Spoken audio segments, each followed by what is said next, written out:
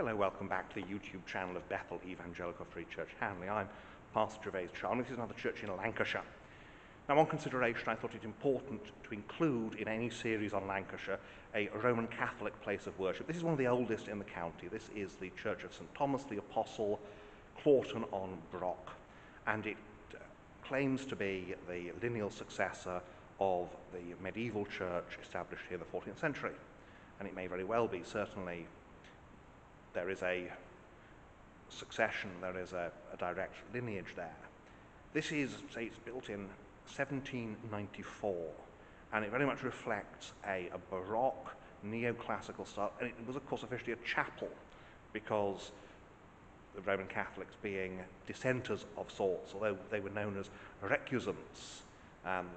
Technically, a recusant and dissenter might be the same thing, but in reality, in English church history, a recusant is a Roman Catholic after the Reformation, and a dissenter is a Protestant who is not a member of the Church of England. So, recusancy, Lancashire was a hotbed of it. Many of the Lancashire gentry, that's the upper classes, did not become Protestant at the Reformation, so they remained Roman Catholic. The result was there were some rebellions, people were killed. Lancashire claims many who were martyred as Roman Catholics. Now, whatever our view of Roman Catholicism, most of these people, they didn't die as people who were trying to overthrow the government. Some did, but most of them, they died because of the confusion of church and state. We've got to be very careful. We've got people at the moment in some parts of the world, particularly the United States, saying, we want a Christian nationalism. Well, what you end up with is a situation where it's denominational nationalism, and one confession is in charge and they persecute everybody else. Do we want that? Good. That's a question we have to ask. We'll have a look around this building and I'll point out some of the features to do with this very old Roman Catholic building. And so, as usual, we start here at the West End, and you can see immediately the form here. This is very much Roman. You've got that neoclassical Baroque type East End. You'll notice there's no chancel screen, no chancel arch. This is post Tridentine worship. This is the Roman Catholic worship after the Council of Trent, and it's opened up like this. No longer do you have the long chancel where the priests are concealed, but you've got your altar on steps. Now, after Vatican II, they bring the altar down. We can see that forward altar, but thankfully the building here is largely pre-Vatican II, and they've gone, well, this is a very, very historic building. It is, and so they've gone, and therefore we should preserve it, which they should. You'll see the central place given to the tabernacle. This, of course, is to do with the reserved sacrament and the belief in transubstantiation. And that was one of the great points of the Reformation, with this question: what happens at the consecration? Is it simply that the bread and wine are then set apart to a special use, or is there some metaphysical change? And of course, the Roman Catholics, the metaphysical change, and Protestants, well, it depends whether you're Lutheran or Calvinist at this point. We have the two side altars. This is the St. Mary altar. You can see there you've got your mother and child, and there you've got in the bottom this rather nice carved nativity scene. Much as one, this is a Roman Catholic church, yes, but some of the art here is rather good. Central, you can see that tabernacle with its dome and everything, all drawing attention to this, and it's adoring the sacrament. And we have here, this is St. Thomas the Apostle, of course. This is great, I like the banner. St. Thomas the Apostle, Claughton-on-Brock. You've got a badger, because of course Brock is an old word for badger. That's why you've got Mr. Brock the Badger in Beatrix Potter stories. The more you know. And looking west, we've got this nice gallery. It would have had side galleries at one point. They've been taken down. They weren't necessary, but there are, on the one side, there's actually some box pews, which would be, I suspect, for the local Catholic gentry, because again, they're the ones funding this. Nice organ, big organ, but it's very chapel-y. And this is an important thing with this period, is it's chapel-y, and a nice bit of plaster and stuff on the ceiling. And of course these, I doubt that these are wooden columns, I suspect, that have been very carefully plastered, painted to look like marble, and why not? Pulpit, it's a pulpit. What else can you say about it? Got the St. Joseph altar here. There's Joseph, of course, the husband of the Virgin Mary, and St. Robert, which I suspect to do with the dome. And this is the other thing you have here. You've got the cultus of the saints, the idea that the saints are intercessors, and you have altars for them, and you ask them to intercede for you. Whereas, of course, the Reformation is no, we have direct access through the Lord Jesus Christ. Again, that very chapel-y West End, which is very, very nice. Just a turn around here, this is the Joseph altar, and just as the Mary altar has that nice nativity, we've got here the death of Joseph. Of course, the Roman Catholic accept as tradition that Joseph was considerably older than Mary. Now, the reality is we don't know, but we do know all the evidence in the scriptures, in the Gospels, is that Joseph died before our Lord began his ministry. Because if he hadn't, he'd still be mentioned, but it's Mary and the brothers, and brothers and sisters, but there's no mention of Joseph, and that means he's dead.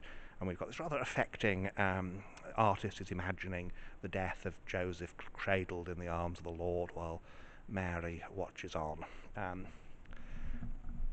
Again, you've got your font here. 19th century, they would have had a smaller thing originally. It's very unusual to find a building. I think this is essentially the back of beyond. The best place to find interesting things is back of beyond. And then we've got under the gallery, there's a couple. And of course, a big thing, Roman Catholic Church, you always find these, the Stations of the Cross. You'll find them in Anglo-Catholic churches too. And it's to do with a particular type of devotion. But you can see that this isn't a medieval church. This doesn't feel like a medieval church. This is a post-Reformation church. Now, it's a post-Reformation Roman Catholic church, but it's still, the Reformation has affected things. The Reformation has changed the way things are. Obviously, the East End is much fancier now than it would have been originally. And it emphasises again that this is to do with the Catholic emancipation and such like in the 19th century, that they can make their buildings look very much as they would if they were in continental Europe, particularly Italy in this case, because they're wonderfully sort of neoclassical buildings. It's great fun. I mean, obviously, it's Roman Catholic, but it tells you again that the Reformation affects Rome as well as it affects everybody else. Well, here we go. We go back under the gallery here. You've got a list here of former clergy here, clergy known to have served the mission, and the first mentioned is Thomas Whitaker, who was executed in Lancaster in 1646 for being a Roman Catholic. One of the problems was that the Gunpowder Plot, which was an attempt to assassinate King James I, and it helps to bolster the idea that Roman Catholicism is a threat to the nation as such, and so you can be executed for just being a Roman Catholic priest. They've got here this great big shield about 30 fellow Lancastrians killed the Catholic faith. Now, not all. Some of the cases it would be to do with what they did with things to do with the rebellions, but an awful lot. It's just a nice porch. Obviously, you've got the stairs up to the gallery. I won't record going upstairs because, quite frankly, I need to be safe. Here's a quick look in the gallery. Where churches have galleries, they're normally the best view of the interior.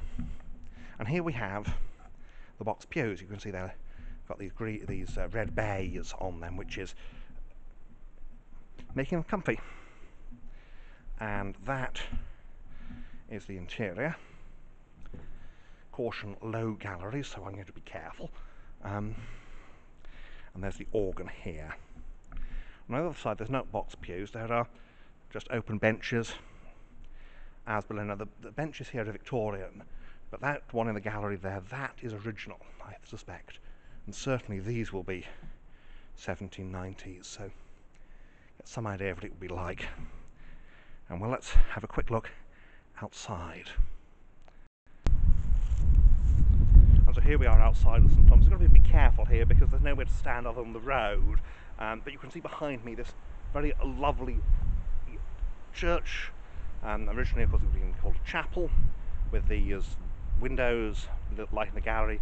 Porch is a bit later, but it's neoclassical, flat front, very much again this post-Reformation architecture. And it's important again to point out now, the Reformation matters. The Reformation, it's a great question. Fundamentally, it's how do we get right with God and how do we maintain our relationship with God? And Rome says by doing things, and it's a slight oversimplification, but the Protestants say by faith, by trust. And then is our relationship mediated through priests, and is there a sacrificing priesthood or not? And these are not unimportant questions. That's why we at Bethel, we are Protestants, because they're not unimportant questions. And I have a great deal of respect for Roman Catholics who are honest and serious and say, well, yes, these are important questions and we differ from you. I'd rather a Roman Catholic think me a heretic than not, in that sense. So it's a little bit about this, but I'll just have a little look at the outside. As I say, access is, I'm standing on a well, it's a country lane, but still it's a road, so I don't want to go too long with this little bit. But we'll have a little look around the outside. It's a nice building. So here we are. You can see these big crosses. Now these are very important because these are the things that mark this out. This is a Roman Catholic building. Without the crosses, we'd say, well, is this a Protestant chapel? Is this a nonconformist chapel? Because the architecture is just of the period. And of course, chapels would be built in this style for well into the second half of the 19th century. But there we are. There's the side. You see, there's and of course the presbytery. That's where the priest lives. It's called the presbytery, of course, because he's a presbyter. And there you can see this facade, very Georgian, very beautiful, and architecture that could be, without those crosses, you wouldn't know what the denomination. Well, you know it wasn't Anglican, but you go, is this Methodist or what? But no, it's just St Thomas the Apostle, Claughton-on-Brock, established 1358, apparently. And yes, that is the outside. All there is to see. A nice quiet little building. And so there we have it, St Thomas's. And you can see immediately, hopefully, the difference between this and a free church of the same period. Here, what's in the middle is an altar. And behind the altar, the tabernacle for the worship of the sacrament. In a free church, there will be a pulpit. And in front of it, the communion table, where the people, at least symbolically, sit around a meal, not a sacrifice. So as we can appreciate these buildings, we appreciate them and say, well, the Reformation still matters.